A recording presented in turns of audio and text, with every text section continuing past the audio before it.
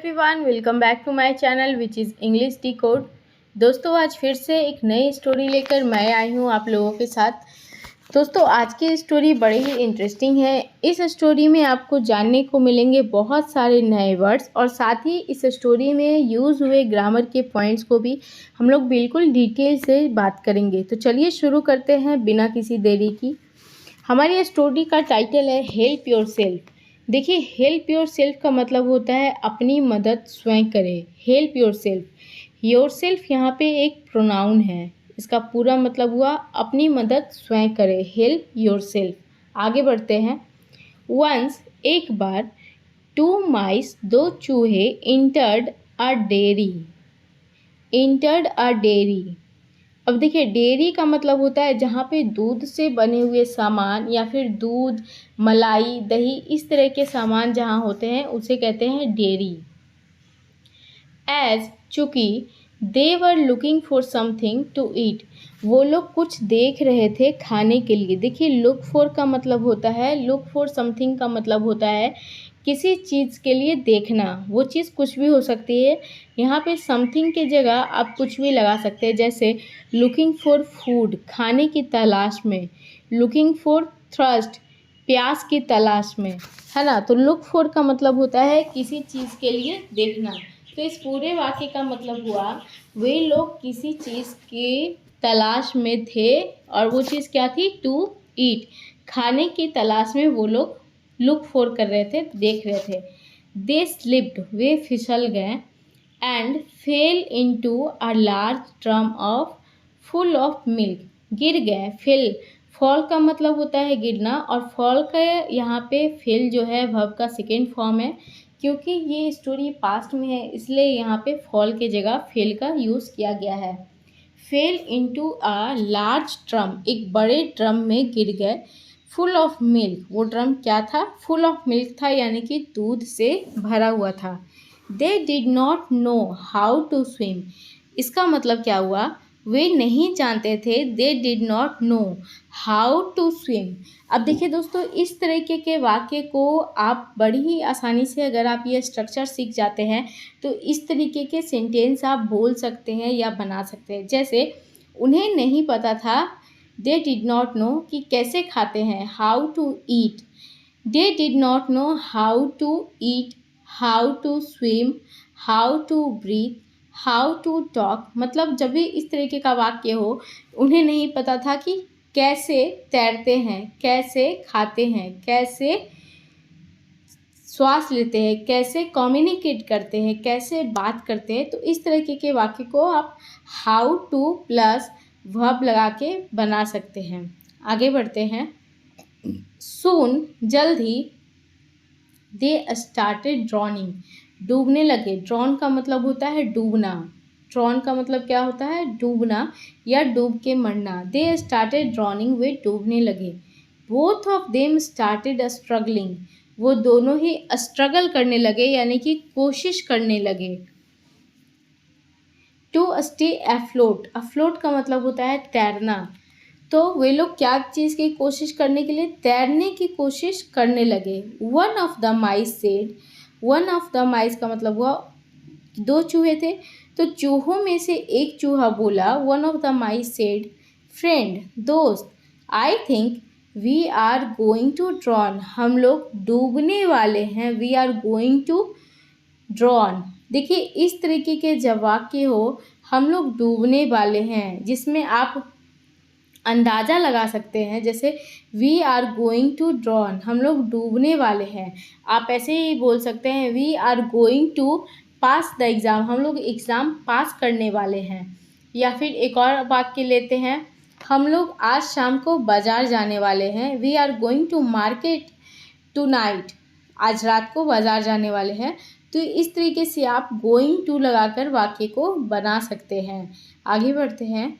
No one can help us now, अब हमारी कोई मदद नहीं कर सकता। आई विश, काश, God would send someone to help us, काश भगवान किसी को भेज दे हमारी मदद करने के लिए। To help us. आगे बढ़ते हैं। The other mouse Kamli said, दूसरे माउस ने कामली यानी कि बड़े शांति से कहा, डू नॉट बी अफ्रेड, डरो मत माई फ्रेंड, मेरे दोस्त, we must not lose heart, हम लोगों को उम्मीद नहीं छोड़नी चाहिए। इसका मतलब हुआ we must not lose heart, we must keep trying, हम लोगों को कोशिश करती रहनी चाहिए।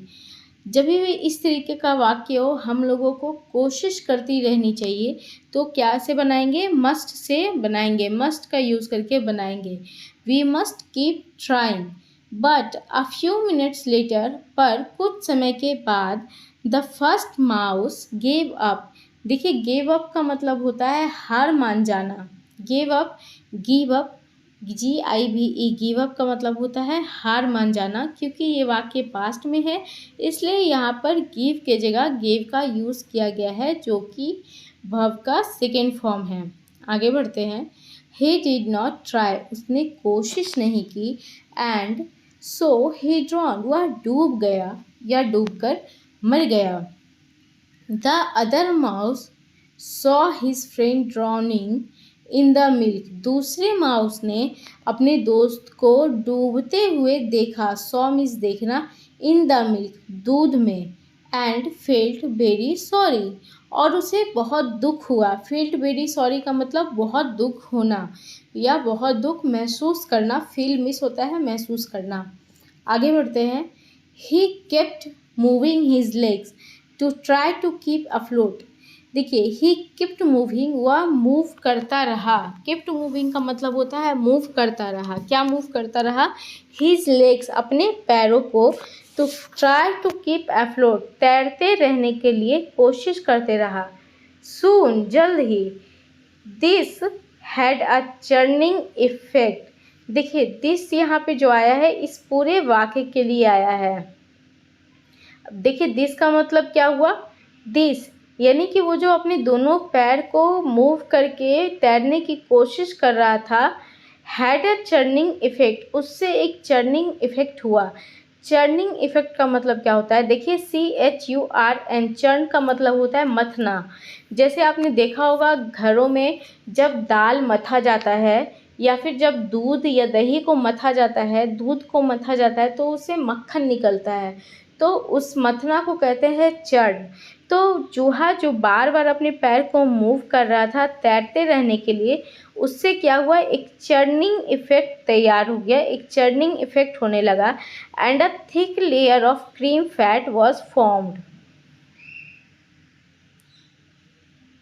And a thick layer of cream fat was formed on the milk surface, और उससे दूध पर एक मोटी क्रीम तैयार होने लगी, एक मोटी क्रीम की लेयर तैयार होने लगी। विथ ग्रेट एफर्ट, और इस बहुत ही महान एफर्ट से, the mouse climb the creamy layer, जो चूहा था, क्लिम का मतलब होता है चढ़ना, क्रीमी लेयर यानी कि उस मक्खन वाले सतह पर चढ़ गया।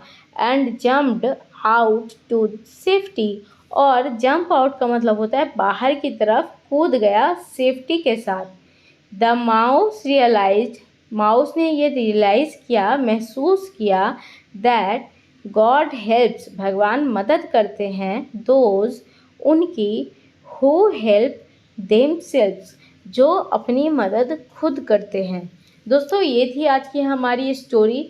इस स्टोरी में हमें बहुत अच्छी सीख सीखने को मिली कि भगवान उसकी मदद करते हैं जो अपनी मदद स्वयं करते हैं।